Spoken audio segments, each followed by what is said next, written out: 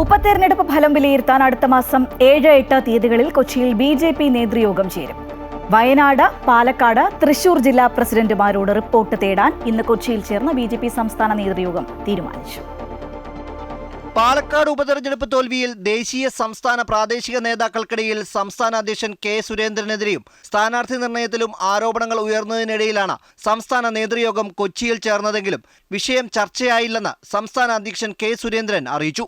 മണ്ഡലം ബൂത്ത് റിപ്പോർട്ടുകൾ ലഭിക്കാത്തതിനാലാണ് ഉപതെരഞ്ഞെടുപ്പ് വിഷയം ചർച്ച ചെയ്യാതിരുന്നത്.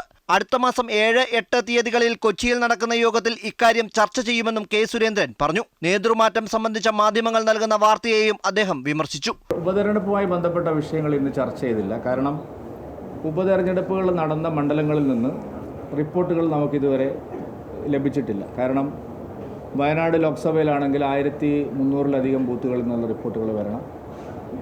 ചേലക്കരയിലും പാലക്കാടും 175-180 ബൂത്തുകളിൽ നിന്നുള്ള റിപ്പോർട്ടുകൾ വന്നിട്ടില്ല.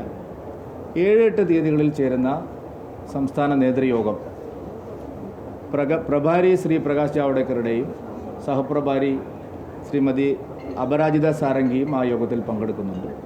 അന്ന് വിശദമായിട്ട് ജില്ലകൾ സമർപ്പിക്കുന്ന റിപ്പോർട്ട് പരിശോധിച്ച് ചർച്ചയ്ക്കെടുക്കും. ഡിസംബർ അവസാനത്തോടെ മണ്ഡലതലം വരെയുള്ള പുനഃസംഘടന പൂർത്തിയാക്കുമെന്നും കെ സുരേന്ദ്രൻ പറഞ്ഞു. സംസ്ഥാനത്തെ മുതിർന്ന നേതാക്കളായ AN Radhakrishnan, MT Ramesh, PK Krishnadas എന്നിവരുടെ അസാന്നിധ്യം ചൂണ്ടിക്കാണിച്ചപ്പോൾ സംസ്ഥാന അധ്യക്ഷൻ കെ സുരേന്ദ്രന്റെ മറുപടി ഇതായിരുന്നു. ഇന്നത്തെ യോഗത്തിൽ 14 പേർ വന്നിട്ടില്ല. എല്ലാ യോഗങ്ങളിലും ഒരു 5% ആൾക്കാർ വരില്ല. നിങ്ങളുടെ പത്രപ്രവർത്തക യൂണിയൻ്റെ സമ്മേളനങ്ങളിൽ 100% ആൾക്കാർ വരും. രാജ്യത്തെ ഏതെങ്കിലും ഒരു പ്രസ്ഥാനത്തിൻ്റെ യോഗങ്ങളിൽ 100% ആൾക്കാർ വരും. പാർലമെൻറ്റ് നടക്കുമ്പോൾ പോലും 100% ആൾക്കാർ വരില്ല.